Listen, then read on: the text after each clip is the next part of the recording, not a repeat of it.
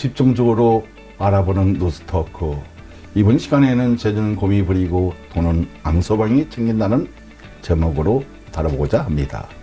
전민주 기자, 지난 4월 27일 재단 이사장 선임 파행 사건에 대해 먼저 간략하게 설명 부탁드립니다. 사업분쟁조정위원회는 올해 1월 13일 총신재단 이사회를 정의사체제로 전환하기로 확정한 바 있습니다.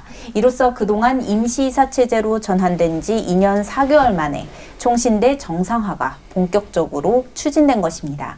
그리고 그 첫 번째 행보로 재단 이사장 선출이 4월 27일 있었습니다. 그러나 이날 이사회는 사전선거 운동과 교갱과 비교갱의 대립구도 등으로 얼룩지면서 파행되었습니다. 그리고 오는 5월 11일 다시 이사회를 개최하고 선출키로 했습니다.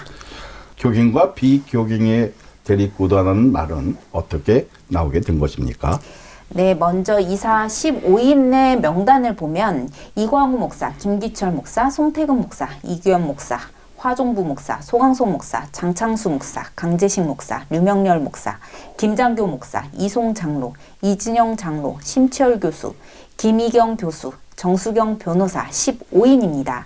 교갱 소속 이사들은 투표로 이사장을 선출할 것을 요구해왔고 총회 분위기를 받아들인 이사들은 총신 정상화를 위한 첫 단추인 만큼 합의 추대를 통해서 화목과 화합의 모습을 보여주자고 했습니다. 그런데 서로 다른 입장에 대한 지지세가 비등한 가운데 있었습니다. 관건은 여성 이사들의 방향이 어디로 가느냐에 따라 달려 있었는데 이미 교갱 소속 후보와 3명의 여성 이사들은 사전에 접촉이 되어 뜻을 같이 하고 있는 것으로 말이 나오고 있는 상황이었습니다. 게다가 교갱 소속 이사장 후보 김기철 목사는 합의 추대를 반대하고 투표로 할 것을 요구했으며 상대 후보자인 소강석 총회장의 자격을 문제 삼으며 사전에 이 같은 내용의 기사를 문자로 발송하는 행태를 벌였습니다. 이 자체가 지극히 정치적인 행보이자 교갱과 비교갱의 대립구도를 만든 것입니다. 사실 이번 일로 총회 내에서 교갱에 대한 굉장한 반감이 나오고 있는 상황입니다. 네, 교갱은 교회갱신협회로 총회 내 나쁜 파당 정치를 배척하고 바르게 교회를 세워나가는 단체로 그동안 인식되어 왔습니다. 또한 이들은 총신대 전 총장 김영호 목사가 총신을 사유화한다며 총신 개혁을 위해 앞장서 왔고 총장과 그 정치적 세력과 싸우는 학생들을 도와왔습니다.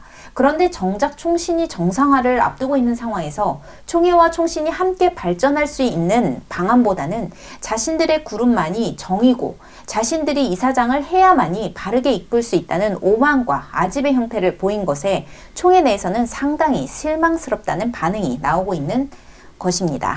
게다가 여러 의혹들도 나오고 있습니다. 첫 번째는 사분이는 도대체 어떤 쪽집게의 영을 받은 것인가라는 말도 들었습니다. 네, 저도 그 말을 들었습니다. 이 같은 말은 사분이가 총회가 추천한 총회 인사들 중에서 총회 인사만을 빼고 아주 정확하게 교갱 소속 인사들만을 선택한 것이기 때문입니다. 총신대 정상화 추진위원회에서는 소강석 목사, 장창수 목사, 김장교 목사가 선임됐습니다. 전현직 이사협의체가 추천한 이사가 강재식 목사입니다. 이들은 비교갱 인사입니다. 그러나 개방이사 4인 중 류명렬 목사, 이광우 목사, 대학평의원회에서 추천한 김기철 목사, 송태근 목사, 이규현 목사, 화종부 목사가 교갱에 속하거나 같은 성향을 가진 목회자입니다. 총회에서 추천한 30명의 인사 중에서 총회 인사만을 빼고 쏙쏙 빼고 교갱에 속한 인사만을 출연할 수 있었던 그 놀라운 능력을 두고 비아냥거리는 그러한 말이 나온 것입니다. 이것 자체만을 두고도 누군가가 정치적 행태를 벌인 것이라며 비난하는 목소리가 나온 것인데요. 이 같은 의혹은 합리적 의심에 해당되는 것이라 생각됩니다. 따라서 일각에서는 반드시 이와 관련해서 조사 처리를 해야 한다는 여론도 형성되고 있는 것으로 알고 있습니다. 두 번째는 제주는 총회장이 부리고 혜택은 교갱이 보려한다는 의혹입니다. 속담에 제주는 곰이 부리고 돈은 왕서방이 챙긴다라는 말이 있는데요. 여기에 빗댄 말입니다. 총신 임시이사 체제를 종식하고 정이사 체제로 전환하는데 소강석 총회장이 그 누구보다 노력해왔다는 것은 우리가 다 잘 알고 있습니다. 심지어 일각에서는 교갱 측이 학생들을 앞세워 정이사 체제를 반대해왔다는 이야기도 나왔었습니다. 그런데 정작 정이사 체제로 전환되자 이사로 다수 들어오고 재단 이사장이 되려고 하는 것입니다. 또 이러한 이야기도 들려왔습니다. 관선을 불러들인 원인을 제공한 것이 교갱 아니냐. 관선을 불러들인 사람들이 정이사 체제로 전환하고 나니 이제는 패거리를 이뤄서 이사장을 차지하려는 것이 말이 되느냐라는 목소리도 있었습니다. 또 여기에 총장이 현 총신 총장이 개입되어 있다는 이야기도 나오고 있어 교단 내부적으로 상당히 총신 총장에 대한 반감도 빠르게 형성되고 있습니다. 어쨌든 학교에 관선이사가 들어오고 나서 2년 4개월 만에 정이사 체제로 전환됐다는 것은 정말 이례적으로 빠르게 정상적인 체제로 전환된 것입니다. 관선이사 체제가 오래 지속되게 되면 교단과 총신의 그 유기적인 관계가 와해될 수 있습니다. 또 교단의 신학 정체성을 상실할 수도 있습니다. 따라서 정이사 체제로 빠르게 전환하는 것은 매우 중요한 과제였고 또 그 일에 현 소강석 총회장의 공은 누구나 인정하는 바입니다. 사실 올 초 신대원 측은 정이사 체제 전환은 시기상조라며 반대 입장을 내세웠지만 소강석 총회장은 학생들이 요구하는 종전 이사를 배제하겠다라는 약속을 하는 등 합의를 이끌어내면서 정이사 체제를 만든 것입니다. 이 외에도 소강석 총회장이 자신의 임기 내에 총신을 빠르게 정상화시켜서 학생들이 학업에 전념할 수 있도록 재정적 지원뿐 아니라 신학적 지도와 감독을 바르게 할 수 있도록 하기 위해서 각고의 노력을 해왔습니다.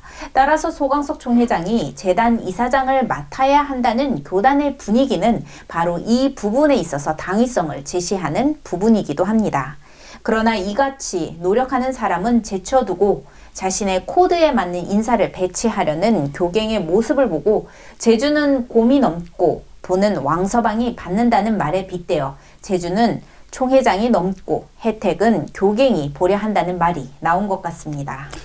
이번 교갱 대 비교갱의 대립은 총신에서 총회로 이어질 것으로 보고 있는데요. 네, 이번 총신 재단 이사회 갈등은 총회 갈등의 축소판이라는 말이 나오고 있습니다.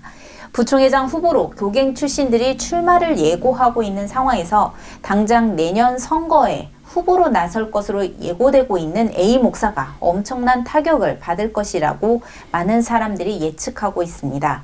이번 재단 이사장 선출과 관련해 A 목사가 개입을 안 했어도 교갱의 대표로 출마를 하는 상황 속에서 교단 내에 흐르고 있는 교갱에 대한 반감, 상당히 불리하게 작용할 것이라는 여론입니다. 교갱에 대한 교단의 반감 왜 이렇게 심한 것일까요? 앞서 잠깐 언급을 했지만 교갱이라는 그 이미지는 그동안 정치적인 행태를 멀리하고 교회를 바르게 세우기 위해서 노력하는 상당히 정의로운 집단이라는 이미지가 형성되어 있었습니다. 그런 그들이 이번 총신대 사건에서 보여준 모습은 아주 지극히 정치적인 모습이었고 패거리 정치, 파당 정치, 코드 인사의 모습을 보여주었기 때문입니다. 정부에서도 보면 능력, 자질, 도덕성 그리고 국민의 뜻에 상관없이 인사권자가 정치적 이념이나 성향 등이 비슷하거나 학연, 지연 등으로 맺어진 인물을 공직에 임명하는 행태를 보이면 코드 인사라고 비판을 하지 않습니까?